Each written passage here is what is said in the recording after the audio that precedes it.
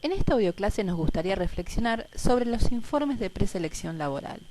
Cuando hablamos de informes de preselección laboral, nos referimos no al informe definitivo, que será luego de haber realizado la evaluación psicotécnica profunda y el proceso de selección propiamente dicho, sino un informe de preselección en donde tenemos algunos conocimientos del postulante que nos hacen pensar si ese postulante, en función del perfil de puesto que estamos buscando, se va a adecuar en mayor o menor medida o más satisfactoriamente al mismo. Muchas veces un postulante puede pasar por todo el proceso de selección y sin embargo, ya desde el vamos, por ejemplo, la motivación hacia el puesto no era la adecuada o no era muy importante, o como que cuando se entera de la remuneración o el lugar donde tiene que trabajar, por ahí no está de acuerdo, pero no lo sabía antes porque no le fue informado. Es decir, hay pequeños detalles que hacen que a veces un postulante, incluso llegado a ser ingresado, cuando se encuentra con la real condición de trabajo, se da cuenta, por ejemplo, que no era lo que había pactado o no se le había informado exactamente lo que debería hacer. Y esto pasa en búsquedas muy importantes, con lo cual es un costo de tiempo y económico importante. Además, también para la persona que es postulada, el desgaste también de haber pasado por todo el tipo de pruebas por los que usualmente pasa un postulante. Por eso, digamos, es un buen criterio esto de dividir un proceso de selección de personal en dos etapas. Una etapa en donde tenemos esta etapa de preselección laboral, en donde podemos decir desde nuestro criterio que hay 5 ejes que podemos utilizar.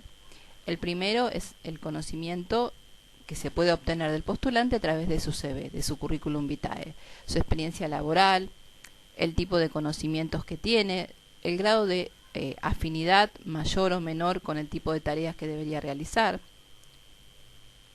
Luego, la entrevista de preselección, propiamente dicha, en donde podemos integrar también en cierta parte con una entrevista por competencias. No completa, porque eso lo dejaríamos para ese segundo momento, sino por lo menos se va a seleccionar 2 o 3 competencias que consideramos importantes para ese puesto y hacer un sondeo y exploración de ellas con el postulante que aún no es candidato. También nos gustaría diferenciar postulante de candidato. Un candidato es alguien que reúne un perfil bastante aproximado al puesto que se desea cubrir. El postulante es simplemente una persona que aspira a ocupar ese cargo. El tercer punto o eje de trabajo, luego de esta entrevista, es algunas características de personalidad que se destaquen a través de la entrevista realizada. Y también acá se pueden administrar técnicas de carácter colectivo, como siempre también trabajamos, como algún inventario de personalidad que se relacione con el tipo de tarea. Por ejemplo, en el caso de comerciales, el IPB o inventario para puestos para vendedores, el MBTI, el MIPS. Hay muchos inventarios de personalidad que son realmente útiles para mostrar determinadas características de personalidad. También se pueden tomar colectivos el test del animal, algún test de completamiento de frases, etc.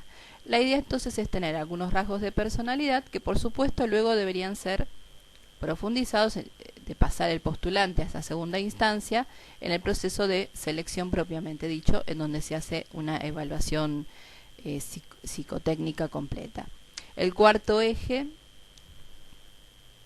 es el nivel de conocimientos y experiencia que la persona tiene, su formación.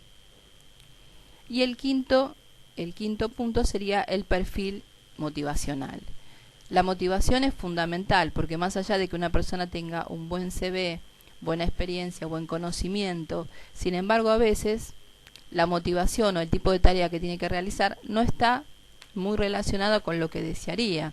A veces hay mucha distancia entre lo que la persona ambiciona. Por ejemplo, una persona que tenga un horizonte de crecimiento y de planeamiento elevado en una empresa en donde no va a tener esa movilidad y ese crecimiento que desearía. Una vez que terminamos este proceso con estos 5 ejes que hemos destacado, lo que sería siguiente es hacer un pequeño informe, a lo que llamamos informe de preselección laboral, en donde en forma breve, en no más de una página, se haga una síntesis del perfil hallado y ver si esa persona es recomendable para pasar a la segunda instancia de selección definitiva.